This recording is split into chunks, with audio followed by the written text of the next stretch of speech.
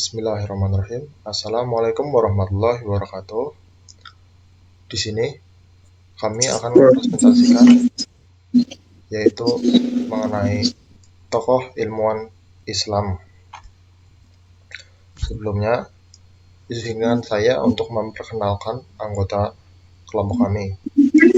Pertama, Muhammad Farah Pradipta. Yang kedua ada Nelson Septahenidar. Yang ketiga ada Adam Ahmad S. Dan yang keempat ada Rifda Asil Pratama. Ilmuwan pertama yaitu Al-Khwarizmi. Al-Khwarizmi merupakan seorang ahli di bidang matematik, astronomi, geografi, dan astrologi yang berasal dari Persia. Al-Khwarizmi bernama asli yaitu Muhammad ibn Musa Al-Khwarizmi.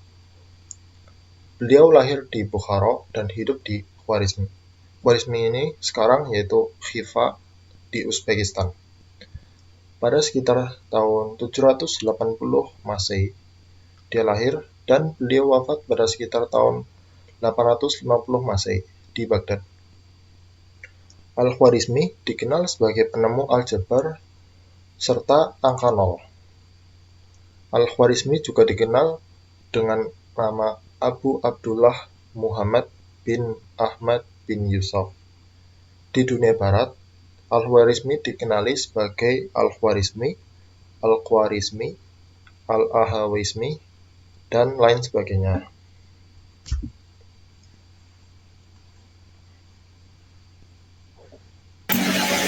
Al-Khwarizmi menciptakan penggunaan sekans dan tangan dalam penelitian trigonometri dan astronomi. Saat masih muda, Al-Khwarizmi bekerja di Bait al-Hikmat di Baghdad pada saat pemerintahan Khalifah Al-Ma'mun.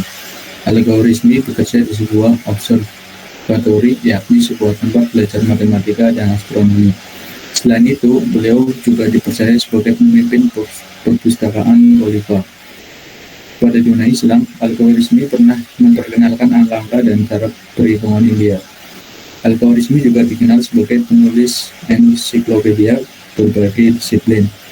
Tokoh yang pertama kali memperkenalkan aljabar dan hisab, disertai berbagai ilmu pengetahuan serta konsep di bidang matematika yang masih kita pelajari hingga sekarang. Selain pada bidang matematika, Al-Khwarizmi juga terkenal di bidang ilmu falak atau astronomi, yaitu bidang ilmu pengetahuan yang mempelajari tentang bintang-bintang yang melibatkan kajian tentang kebutuhan, pergerakan, pemikiran, serta tafsir yang berkaitan dengan bintang. Ini merupakan beberapa penemuan dari Al-Khwarizmi: aljabar, trigonometri dan astronomi, algoritma, dan angka nol.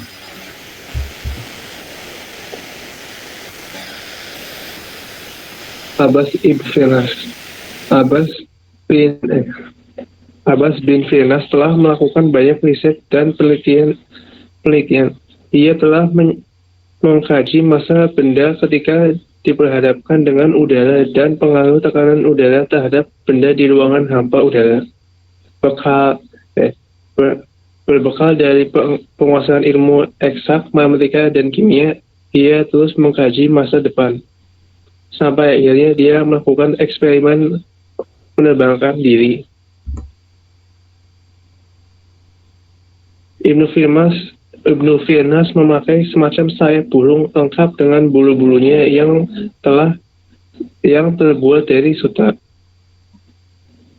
yang ia hitung mampu menahan berat tubuhnya. Setelah persiapan dirasa cukup, ia mengumumkan bahwa dirinya akan melakukan percobaan terbang.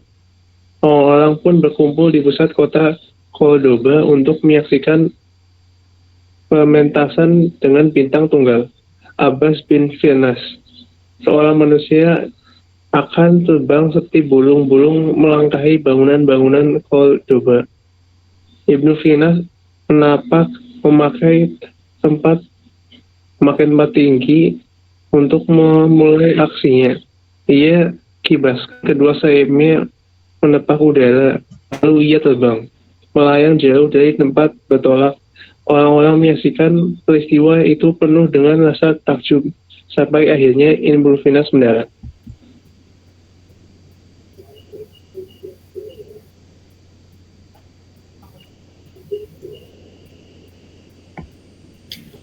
Ibnu Firnas telah membuktikan bahwa benda padat bisa melayang di udara. Ia mampu menjadikan tubuhnya ringan dan menolak gravitasi bumi. Ketika ia meloncat dari tempat yang tinggi, udara membawanya. Teori-teori dan praktik ini kemudian terus dikembangkan menjadi penerbangan modern saat ini. Namun sangat disayangkan, buku-buku ensiklopedia sejarah penerbangan hanya memunculkan nama Orville Wright dan saudaranya Wilbur Wright sebagai pelopor dunia penerbangan. Mereka melupakan nama ilmuwan muslim Abbas bin Firnas sebagai orang pertama yang mengadakan kajian manusia terbang melawan gravitasi bumi. Ibnu Firnas mencapai prestasinya pada abad ke-9, hampir 1000 tahun sebelum Wright bersaudara melakukan penerbangan perdananya. Capaian Ibnu Firnas tentu sesuatu yang ajaib di masa itu. Setelah itu, dunia penerbangan terus berkembang. Wright bersaudara dengan pesawat mesinnya hingga jadi seperti sekarang.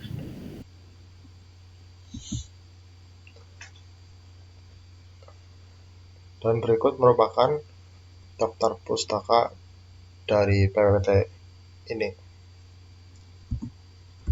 Ya, sekian saja presentasi dari kelompok kami. Dan apabila ada kesalahan, kami mohon maaf yang sebesar-besarnya. Terima kasih sudah menonton dan wassalamualaikum warahmatullahi wabarakatuh.